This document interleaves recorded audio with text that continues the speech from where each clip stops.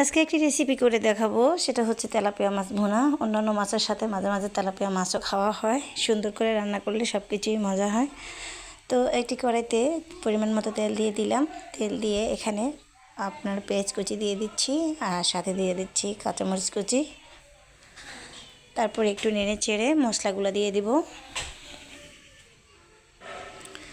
একটু ভালোভাবে ভেজে কষিয়ে নিচ্ছি, ভালোভাবে ভেজে লাল করে নিচ্ছি। তারপর এখানে দিয়ে দিচ্ছি রসুন বাটা, দিয়ে দিচ্ছি একটু পেঁয়াজ বাটা, সাথে দিয়ে দিচ্ছি একটু পেঁয়াজ বাটা, রসুন বাটা, আর একটু দিয়ে জিরা বাটা দিয়ে দিলাম। তো এখানে আদা বাটা দিচ্ছি না, আমরা আদা বাটা খাই না। তারপর দিয়ে নেড়ে চেড়ে একটু মশলাগুলোকে একটু ভেজে নিচ্ছি।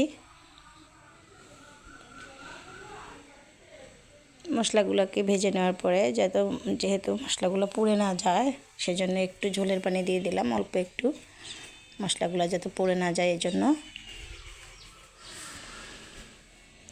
তারপর দিয়ে দিচ্ছি গুঁড়ো মশলাগুলো।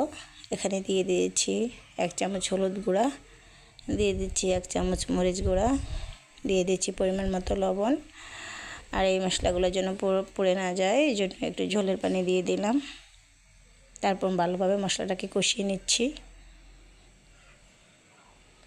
ভালোভাবে নেড়েচেড়ে কষিয়ে নেওয়ার পর এখানে ভেজে রাখা তেলাপিয়া মাছগুলো সাথে দিয়ে দিলাম। সাথে দিয়ে সুন্দর করে মাছগুলোকে মশলার সাথে একটু পানি দিয়ে পানির সাথে মাছগুলোকে মিশিয়ে নিচ্ছি। তারপর একটু নেড়ে চেড়ে সুন্দর করে সেট করে নিচ্ছি, যেহেতু মশলার সাথে কষানো মশলাগুলোর সাথে মাছগুলো ভালোভাবে মিশে যায়। তারপরে একটু ঝোলের পানি দিয়ে দিচ্ছি হালকা একটু সিদ্ধ হওয়ার জন্য। তো এই তো পরিমাণ মতো একটু পানি দিয়ে দিলাম। পানি দেওয়ার পরে একটা টমেটো কেটে ফালি ফালি করে মাছগুলোর সাথে দিয়ে দিচ্ছি। তারপর টমেটোগুলো দেওয়া হয়ে গেলে ঢাকনা দিয়ে দিলাম। এরপর ঢাকনা খুলে দেখলাম কি অবস্থা। মশলাগুলোর সাথে মাছগুলো গায়ে গায়ে মিশে যাচ্ছে। মিশে যাওয়ার পরে এখন ধনিয়া পাতা দিয়ে দিব। খুব সুন্দর হয়েছে তরকারির কালারটা।